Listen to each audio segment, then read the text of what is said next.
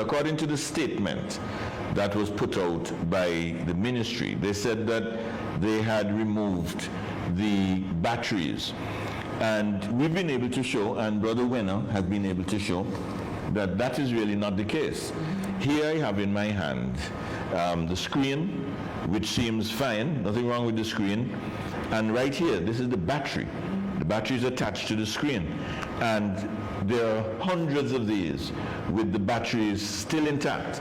So to say that the batteries had been removed, that's clearly not the case.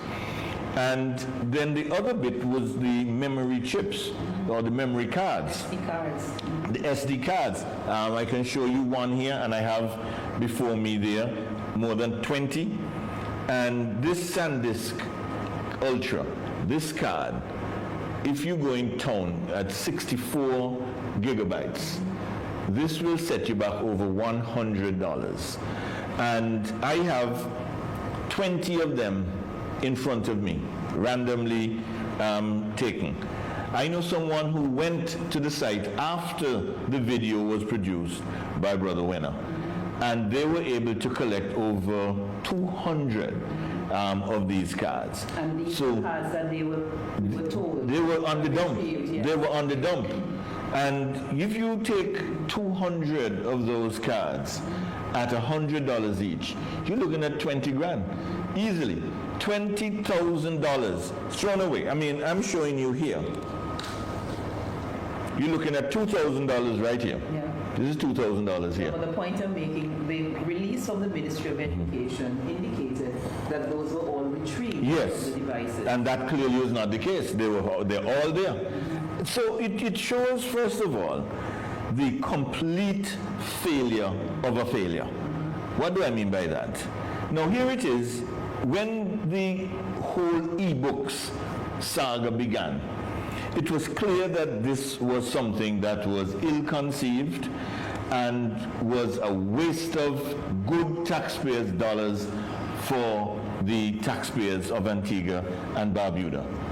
I want to tell you that this screen, the battery that is right here, this is something, if they were thinking in terms of how do we go forward, you would have thought that the parts that could be used would be used like for training. Persons who know about this type of thing will tell you that they could have made connections with other forms of, I'm trying to recall the name that it is, but you're talking about persons who are able to utilize other systems which cost no money at all. This could have been used as a training device, using systems that are free. And you would have again been forgiven for thinking that when I say a failure on a failure, that it was already a bad deal. But now to just dump them, you say, so what has happened to the deal with the with Fortuna Picks? Because here it is. The statement says that the average lifespan of the device is 4 to 5 years, and that's set out in the agreement. In the agreement, they say that the average lifespan is 5 years, and the agreement is for 5 years, and the agreement actually expired on the 30th of June 2021. So again, this raises the question. So you enter into this agreement, it's a 5-year agreement. These people provide you with these devices, and you're now just throwing them away, because if it is a 5-year device, and you're now just dumping them, so what happens from here on? So that's just $76 million that is now thrown completely down the drain. How can that be a sensible way to deal with something like this? You would have thought that they would have made sure that, like the programs that the United Progressive Party had, we had the program, the GATE program, where we were training young people in technology. This would have been perfect with all those memory cards, with the devices that we're looking at. These could have been stripped down, parts could have been reused, they could have been used for training modules. So much could have been done, alternative uses. Not just to dump everything like if they have no value. They do have some value. They may have reached that point where they no longer have the lifespan that's expected. But another interesting thing was that some students were denied the opportunity to participate in the laptop program because when they brought back the e-books in some cases were non-functional. And they were denied, and in some cases parents had to pay for e-books that were non-functional when the students brought them back. And never worked.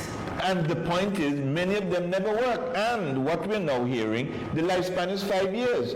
The agreement that I have in my hand is an agreement from April 2016. So up to 2021, you're looking at the 5-year span.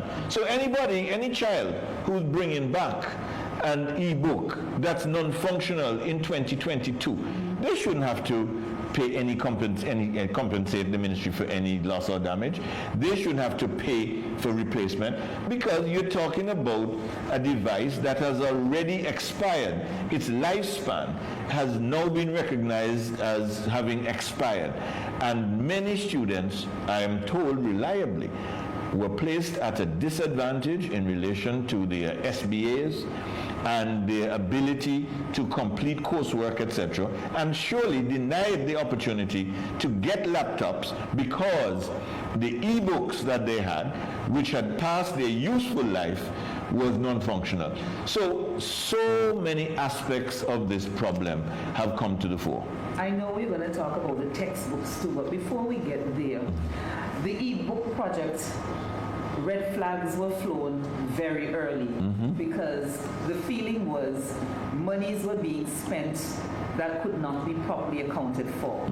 We were told that there was very little, well, we know that there was very little content on the devices, and all through, we knew that they were not properly utilized. So when we look, is it an investment that just went bad from the beginning and now this has made it worse? This is an investment that went bad from the start and has gotten progressively worse. In the first place, even if you wish to discard material belonging to government or any statutory corporation, the Tenders Board kicks in. I'm not even aware that the Tenders Board was ever involved in selecting the supplier, Fortuna Picks. So that's the first thing. Then the Tenders Board Act is very clear that if you're going to dispose of items, you must get the approval of the Tenders Board. And they will make the determination as to how they are to be disposed. So anybody looking at the material and the disposal of these devices would have known that you cannot dispose of these devices with the batteries intact. It's an environmental hazard. And if you speak to anybody who understands these things, they will show you that when you dispose, and you wouldn't expect a government and a statutory body affiliated with government to be so irresponsible in the way that this thing has been done. And it all goes back to the top. The absence of any clear policy with regard to how these things are to be handled, the absence of any vision and foresight as to the alternative uses to which these devices could be put. The opportunities that have been missed in training young people. You see, with the GATE program that I mentioned, that was a way in which we were seeking to get young people into software design, into other forms of information and telecommunications technology. And you need devices to practice on, to do those things. And this would have been a perfect opportunity for them to do so, instead of throwing them away and throwing away all the memory cards where I can speak as a fact and produce as evidence over $20,000 worth of memory cards that were thrown on the dump heap.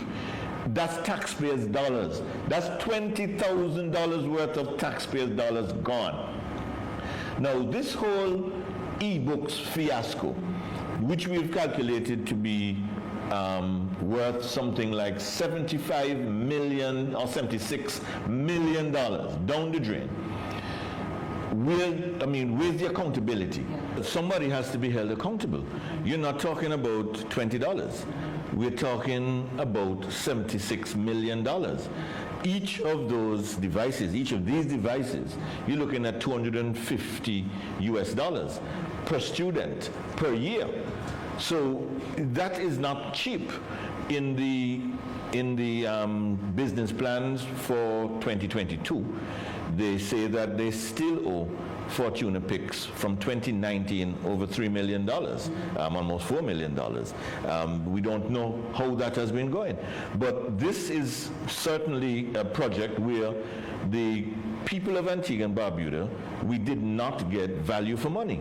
There's no doubt about that. We did not get value for money. I've not heard anything good about these ebooks. From 2016 until the present, I have not heard anything good about the ebooks.